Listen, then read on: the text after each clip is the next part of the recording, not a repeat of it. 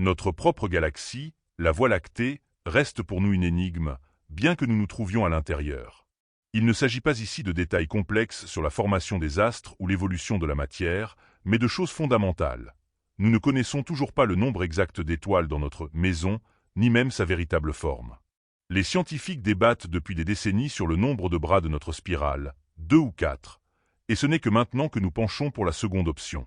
Étudier un objet de l'intérieur, c'est comme essayer de comprendre l'architecture de sa propre maison sans jamais sortir de sa chambre, en regardant simplement par une fenêtre le voisin d'en face. L'une des questions les plus intrigantes est la suivante. Combien d'autres galaxies la Voie lactée a-t-elle englouties? Grâce au télescope spatial Gaïa, qui a terminé sa mission décennale, nous avons la réponse.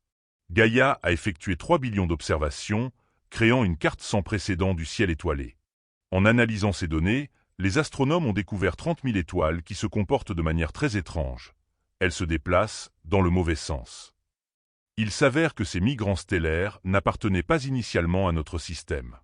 Nous plongeons dans les données de Gaïa pour découvrir combien de mondes voisins ont été victimes de l'appétit de notre galaxie. Cartographier la Voie lactée est incroyablement difficile en raison de l'abondance de poussière et de gaz qui bloquent la vue, en particulier en direction du disque central.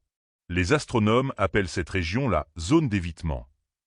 La lumière visible ne peut pas percer ce voile. C'est pourquoi les scientifiques doivent utiliser les rayons X pour regarder au-delà de l'invisible. À cela s'ajoute le problème des distances. Il est difficile de savoir si nous voyons une étoile faible à proximité ou un astre géant et brillant situé à une distance immense. Pour résoudre le problème de la détermination des distances, les astronomes utilisent la méthode de la parallaxe. Vous pouvez l'expérimenter dès maintenant. Tendez votre doigt devant votre visage, fermez d'abord un œil, puis l'autre. Vous remarquerez que le doigt saute par rapport à l'arrière-plan.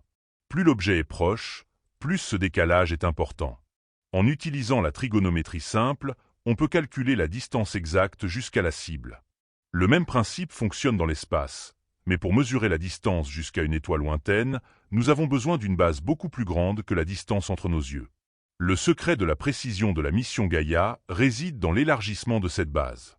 Le télescope a observé les étoiles pendant 10 ans en utilisant le mouvement de la Terre autour du Soleil.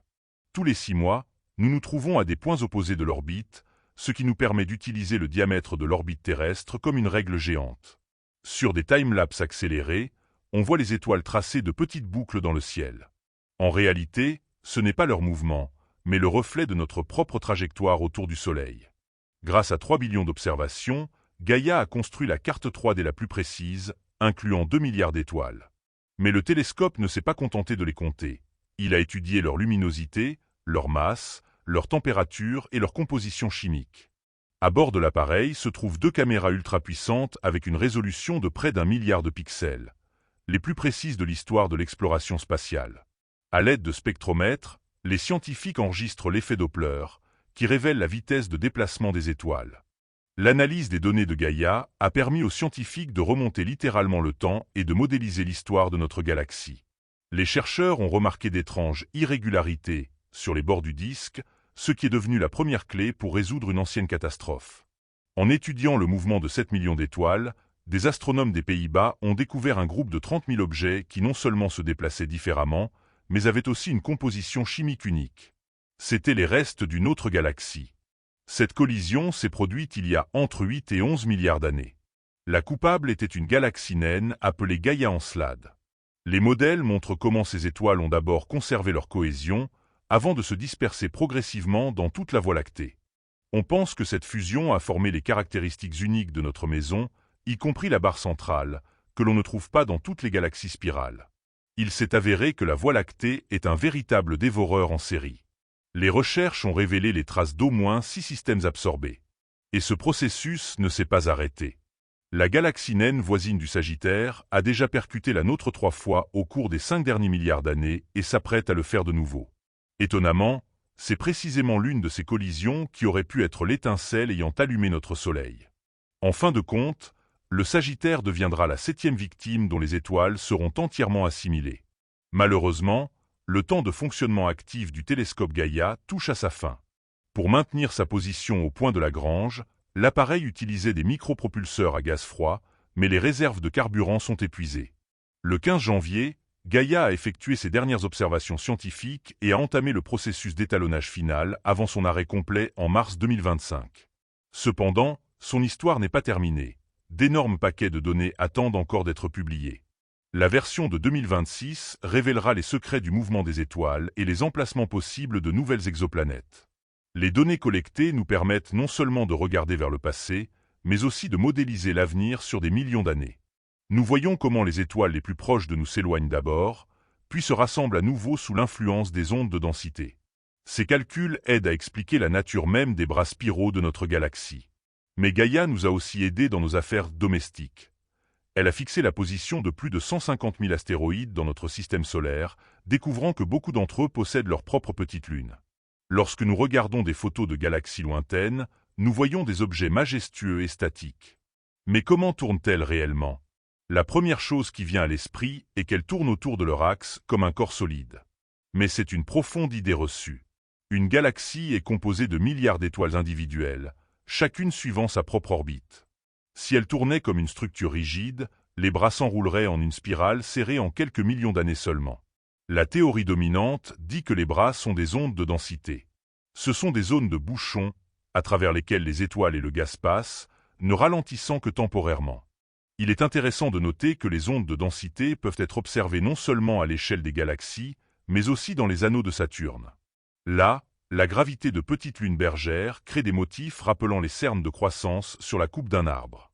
À l'échelle galactique, c'est précisément dans ces zones de densité accrue que naissent la majorité des nouvelles étoiles. Les bras paraissent plus brillants non seulement en raison de la concentration de matière, mais aussi parce que c'est là que se concentrent les étoiles bleues les plus chaudes, massives et à courte durée de vie. Un autre phénomène des galaxies spirales est lié à la matière noire.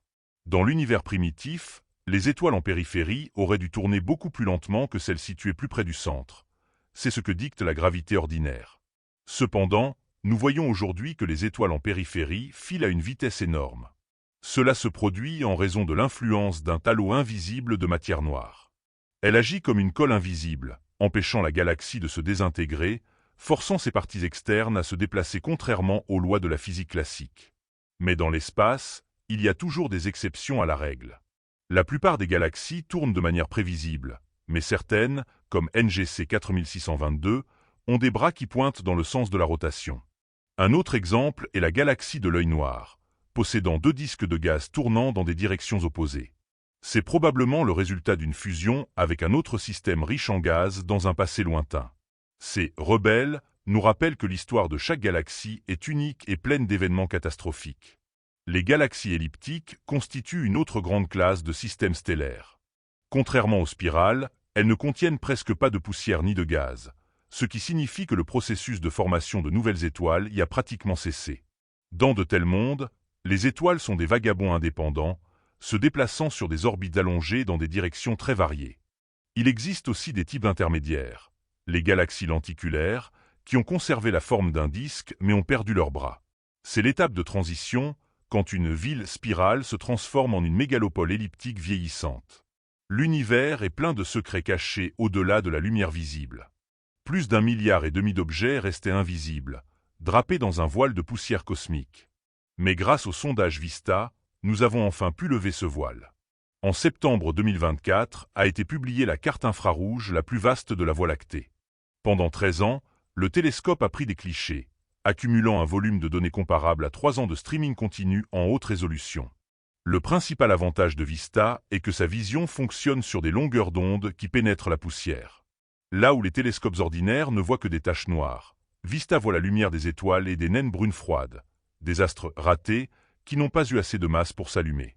Cette carte surpasse de 10 fois n'importe quel catalogue précédent, nous offrant une vue détaillée en 3D du cœur même de notre galaxie. En 2015, VISTA a découvert dans la nébuleuse Trifide quelque chose de stupéfiant, 2 étoiles variables céphéides de l'autre côté de la galaxie. Elles se trouvent 7 fois plus loin que la nébuleuse elle-même. Les céphéides sont des phares cosmiques qui pulsent rythmiquement, permettant aux astronomes de calculer avec une précision incroyable des distances de dizaines de millions d'années-lumière. Grâce à elles, nous construisons une image réelle des échelles de notre île stellaire. Une autre découverte a été faite au centre même du bulbe galactique. Les scientifiques y ont trouvé un groupe de céphéides classiques, des étoiles très jeunes, âgées de moins de 100 millions d'années.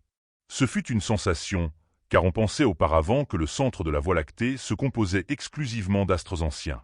Cette découverte prouve que dans le centre même de notre maison, le processus de formation d'étoiles n'a pas cessé au cours des 100 derniers millions d'années. En plongeant encore plus profondément dans l'histoire, Vista a découvert des étoiles de type RR Lyrae en plein centre de la Voie lactée. Ce sont l'un des objets les plus anciens de l'univers. Leur présence ici confirme la théorie selon laquelle le bulbe central de notre galaxie a grandi par la fusion d'anciens tamas globulaires à l'aube des temps. Ainsi, ces étoiles sont les témoins vivants de la naissance tumultueuse de notre maison galactique. Outre les étoiles, Vista a trouvé des dizaines de nouveaux amas stellaires qui étaient cachés par la poussière cosmique. L'un d'eux se trouve sur le côté arrière de la galaxie, loin derrière son centre. Ce travail pose les bases des futures missions. Nous avons déjà la carte 3D la plus détaillée de l'histoire, et ce n'est que le début de la compréhension de la façon dont notre monde a évolué. Sur les images profondes de l'espace, nous voyons des milliards d'îles stellaires. Habituellement, elles apparaissent comme des taches floues, mais il y a une exception, les quasars. Ce sont des objets si brillants qu'ils sont visibles à des milliards d'années-lumière. Un quasar est un trou noir supermassif actif, dont le disque d'accrétion rayonne des milliers de fois plus d'énergie qu'une galaxie entière. Au centre de la Voie lactée se trouve aussi un géant, Sagittarius astérisque, mais il se tient tranquille. Nous avons de la chance. S'il était un quasar actif, le puissant rayonnement pourrait rendre la vie sur Terre impossible. Mais des versions minuscules de ces monstres, les microquasars, se cachent juste à l'intérieur de notre galaxie. Ils se forment autour de trous noirs ordinaires de masse stellaire et éjectent de puissants jets de matière, accélérant les particules à des vitesses proches de la lumière. L'étude des microquasars a réservé une surprise. Les électrons dans leur jet acquièrent une énergie monstrueuse en traversant à plusieurs reprises des accélérateurs magnétiques. Cela nous aide à comprendre la nature des trous noirs les plus massifs de l'univers. Nous voyons des géants comme TON 618, dont la masse est de 66 milliards de soleils. Le fait que de tels monstres aient existé dans un univers aussi jeune reste l'une des plus grandes énigmes de la science. Le télescope Hubble, au cours de décennies de travail, nous a montré toute l'échelle de l'évolution des galaxies, des pouponnières d'étoiles, tumultueuses au système s'éteignant lentement. Chaque collision ou fusion change la forme de la galaxie, allume de nouvelles étoiles ou, au contraire, éjecte du gaz dans le vide, condamnant le système à une lente extinction. En fin de compte, nous comprenons que l'univers entier n'est pas un ensemble chaotique d'objets, mais une gigantesque toile cosmique. Les galaxies se rassemblent en filaments, formant une structure grandiose.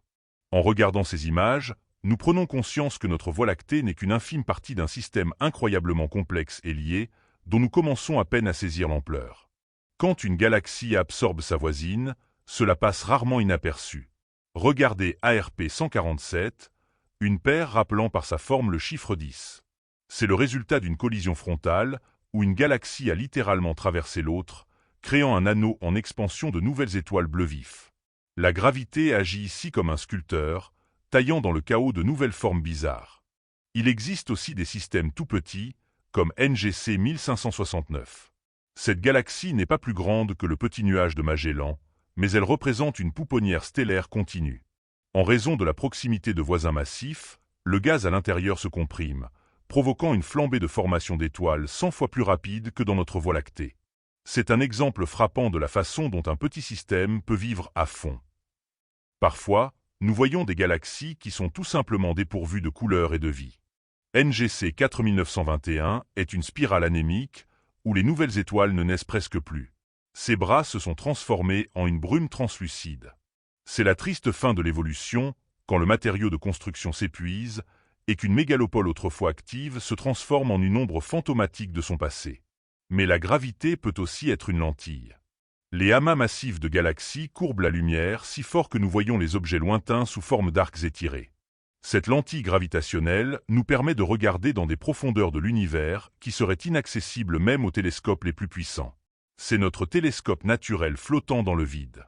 Le catalogue des galaxies particulières d'ARP est plein de monstres, des systèmes qui rient au nez de tout ordre établi. Par exemple, ARP 116, où une énorme galaxie elliptique côtoie une spirale gracieuse. Ou la minuscule M60 UCD1, la galaxie la plus dense connue, où les étoiles sont 25 fois plus proches les unes des autres que dans notre quartier. La collision des galaxies est un processus étalé sur des millions d'années. ARP 142, ou Le pingouin et l'œuf, nous montrent comment la gravité étire des bras entiers, transformant la structure spirale en une traîne stellaire chaotique. En fin de compte, ces systèmes fusionneront en un seul, formant une nouvelle structure plus massive. L'univers aux plus grandes échelles rappelle une éponge ou un réseau neuronal. Les galaxies ne sont que des nœuds dans une gigantesque toile cosmique. Entre elles se trouvent des vides, des espaces vides de centaines de millions d'années-lumière. Nous vivons sur l'un des fils de cette structure, filant à travers l'espace dans une danse infinie de la gravité. L'étude des trous noirs et de leur influence sur l'espace environnant nous ouvre une physique impossible sur Terre. Les jets des quasars, transperçant l'espace intergalactique sur des millions d'années-lumière, sont les accélérateurs de particules les plus puissants de l'univers. Comprendre ces processus est la clé pour comprendre comment notre réalité est née et comment elle périra. En fin de compte, chaque nouvelle découverte de télescopes comme Hubble, Gaia ou James Webb rend notre monde un peu plus compréhensible, mais engendre en même temps encore plus de questions. Nous ne sommes que des observateurs sur une petite planète, essayant de déchiffrer les messages que la lumière nous porte depuis des milliards d'années. Mais c'est précisément cette soif de connaissance qui fait de nous une partie de cette grande histoire cosmique. Thank you for subscribing.